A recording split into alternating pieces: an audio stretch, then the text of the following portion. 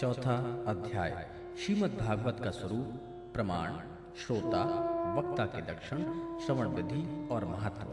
सौनकादि ऋषियों ने कहा, सूत जी, आपने हम लोगों को बहुत अच्छी बात बताई।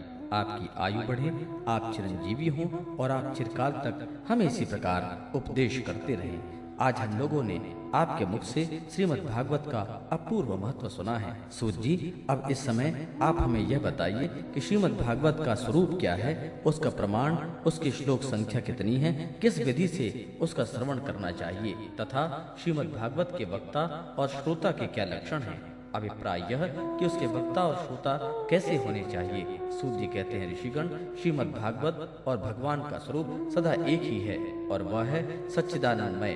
भगवान श्री कृष्ण में जिनकी लगन लगी है, उन भावुक भक्तों के हृदय में भगवान के माधुर्य भाव को अभिव्यक्त करने वाला, उनके दिव्य माधुर्य रस का आस्वादन करने वाला सर्वोत्कृष्ट वचन है। उसे श्रीमद् भागवत समझो, जो वाक्य, ज्ञान, विज्ञान, भक्ति एवं इसके अंगभूत साधन चतुष्टय को प्रकाशित करने वाला है तथा जो माया का मर्दन करने में समर्थ है, उसे भी तुम श्रीमद् भागवत समझो। श्रीमद् भागवत अनंत अक्षर स्वरूप है।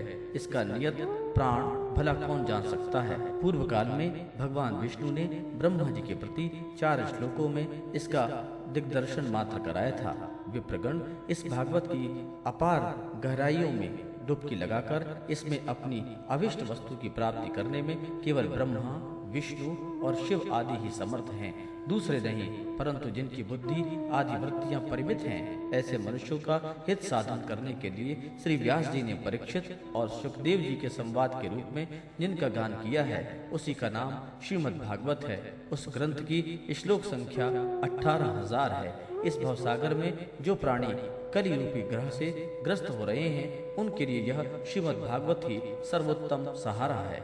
अब भगवान श्री कृष्ण की इस कथा का आश्रय लेने वाले श्रोताओं का वर्णन करते हैं। श्रोता 2 प्रकार के माने गए हैं, एक प्रवर जिन्हें उत्तम श्रोता कहते हैं तथा दूसरे अवर या अधम श्रोता जिन्हें कहते हैं। प्रवर श्रोताओं के चातक, हंस, शुक और मीन आदि कई भेद हैं। अवर के भी वृक, भ्रूण, वृष और ऊष्ट आदि अनेकों भेद बताए गए हैं। चातक कहते हैं पपीहे को, वह जैसे बादल से बरसे हुए जल को ही स्पृहा करता है, दूसरे जल को छूता ही नहीं। उसी प्रकार जो श्रोता सब कुछ छोड़कर केवल श्री कृष्ण संबंधी शास्त्रों को ही श्रवण कर लेता है, वह चातक कहलाता है।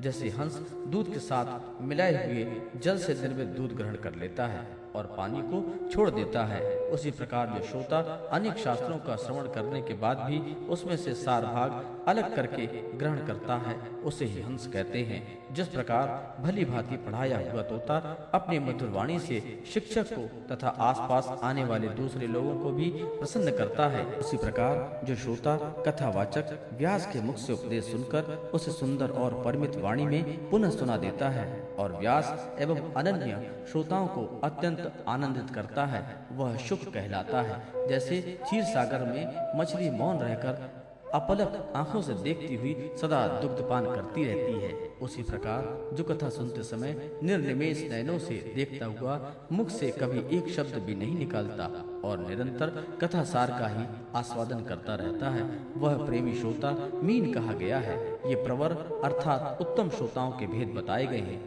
अब अवर यानी कि अधम श्रोता जो हैं, उनके भेद भी सुने। वृक कहते हैं भेड़ियों को। जैसे भेड़िया वन के भीतर वेणु की मीठी आवाज सुनने में लगे हुए मृगों को डराने वाली भयानक गर्जना करता है, वैसे ही जो मूर्ख कथा श्रवण के समय रसिक श्रोताओं को उद्विग्न करता हुआ बीच बीच में जोर जोर से बोल उठता है, वह वृक कहलाता है। हिमालय के शिखर पर एक भ्रूण जाति का पक्षी होता है, वह किसी के शिक्षाप्रद वाक्य सुनकर वैसा ही बोला करता है, किंतु स्वयं उससे लाभ नहीं उठाता। इसी प्रकार से जो उपदेश की बातें सुनकर उसे दूसरों को तो सिखाते हैं पर स्वयं आचरण में नहीं लाते, ऐसे श्रोता को भ्रूण कहते हैं। वृष कहते हैं बैल को। उसके सामने मीठे मीठे अंगूर हो या कड़वी खली, दोनों ही वह एक सा ही मानकर खाता है। उसी प्रकार जो सुनी हुई सभी बातों को ग्रहण करता है पर सार और आसार वस्तु का विचार करने में उसकी बुद्धि अंधी होती है, असमर्थ होती है, ऐसा श्रोता वृष कहलाता है। जिस प्रकार ऊंट माधुर्य गुण से युक्त आम को भी छोड़कर केवल नीम के पत्ती ही चबाता है, उसी प्रकार भगवान की मधुर कथा को छोड़कर उसके विपरीत सांसारी बातों में ही रमता है, उसे ऊंट कहते हैं। ये लोग थोड़े से भेद यहाँ बताए गए हैं। इसके अतिरिक्त भी प्रवर, अवर दोनों प्रकार के श्रोताओं में भ्रमर और गधा आदि भी बहुत से भेद हैं। इस प्रकार भेदों में उन श्रोताओं के स्वाभाविक आचार विचारों से, व्यवहारों से परखना चाहिए जो वक्ता के सामने उन्हें विधिवत प्रणाम करके बैठे और अन्य संसारी बातों को छोड़कर केवल श्रीमद् भागवत की ही लीला कथाओं को सुनने की इच्छा रखे, समझने की अत्यंत कुशलता हो, नम्र हो, हाथ जोड़कर रहे, शिष्य भाव से उपदेश ग्रहण करे और भीतर श्रद्धा तथा विश्वास रखे। इसके सिवाय जो कुछ सुने उसका बराबर चिंतन करता रहे, जो बात समझ में न आए पूछे और पवित्र भाव से रहे तथा श्री कृष्ण के भक्तों पर सदा ही प्रेम रखता हो, ऐसे ही श्रोता को वक्ता लोग उत्तम श्रोता कहते हैं। अब वक्ता के लक्षण बताते हैं, उन्हें भी सुने। जिनका मन सदा भगवान में लगा रहता हो, जिसे किसी भी वस्तु की अपेक्षा ना हो, जो सबका सुहृद और दीनों पर दया करने वाला हो तथा अनेक युक्तियों से तत्व का बोध करा देने में चतुर हो, उसी वक्ता का मुनि लोग भी सम्मान करते हैं।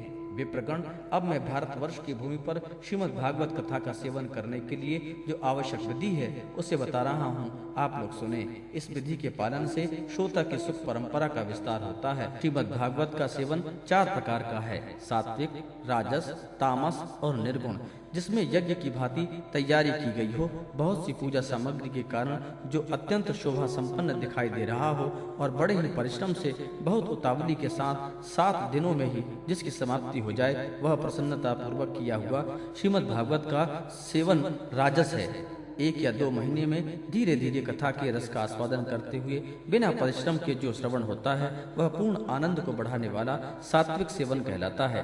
तामस सेवन वह है जो कभी भूल से छोड़ दिया जाए और याद आने पर फिर आरंभ कर दिया जाए। इस प्रकार 1 वर्ष तक आलस्य और अश्रद्धा के साथ चलाया जाए। यह तामस सेवन भी न करने की अपेक्षा अच्छा और सुख देने वाला है।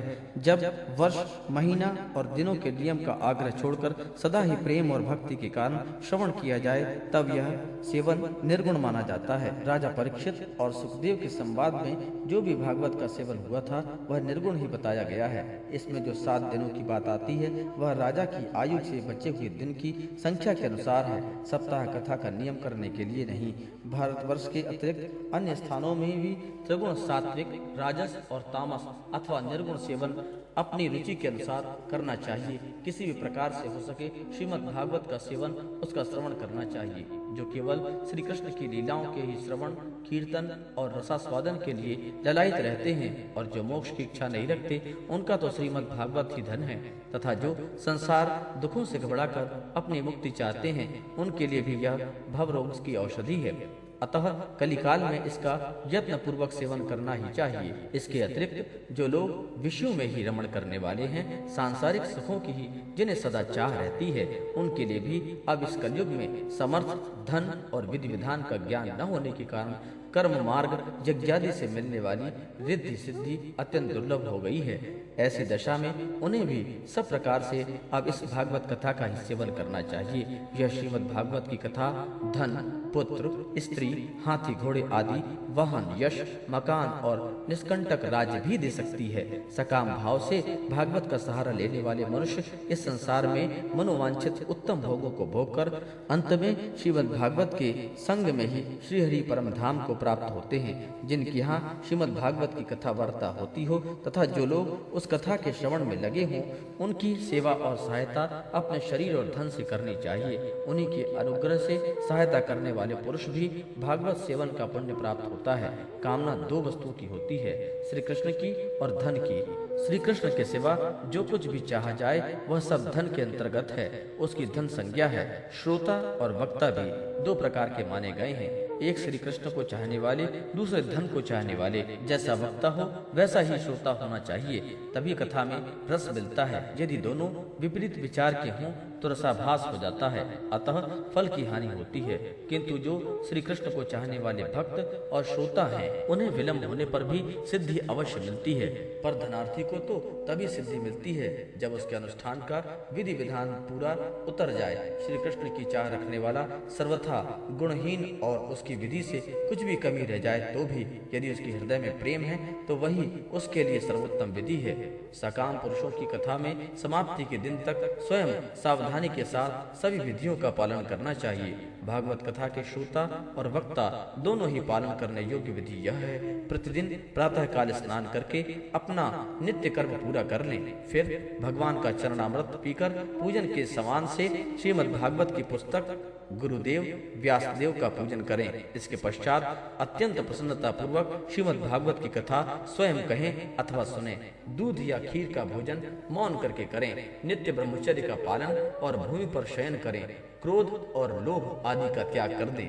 प्रतिदिन कथा के अंत में कीर्तन करें और कथा समाप्ति के दिन रात्रि में जागरण करें। समाप्ति होने पर ब्राह्मणों को भोजन करा के उन्हें दक्षिणा से संतुष्ट करें। कथावाचक गुरु को भी वस्त्र आभूषण आदि देकर गौ भी अर्पण करें। इस विधि विधान से पूर्ण करने पर मनुष्य को स्त्री, घर, पुत्र, राज्य, धन इत्यादि जो भी उसे अभिष्ट होता है वह सब मनोवांछित फल प्राप्त होता है। परंतु सकाम भाव की बड़ी विडंबना है, वह श्रीमद् भागवत की कथा में शोभा नहीं देता। श्री सुखदेव जी के मुख से कहा हुआ यह श्रीमद् भागवत शास्त्र तो कलयुग में साक्षात श्री कृष्ण की प्राप्ति कराने वाला और नित्य प्रेम आनंद रूप फल प्रदान करने वाला है। ओम तत्सत ब्रह्मार्पणमस्तु।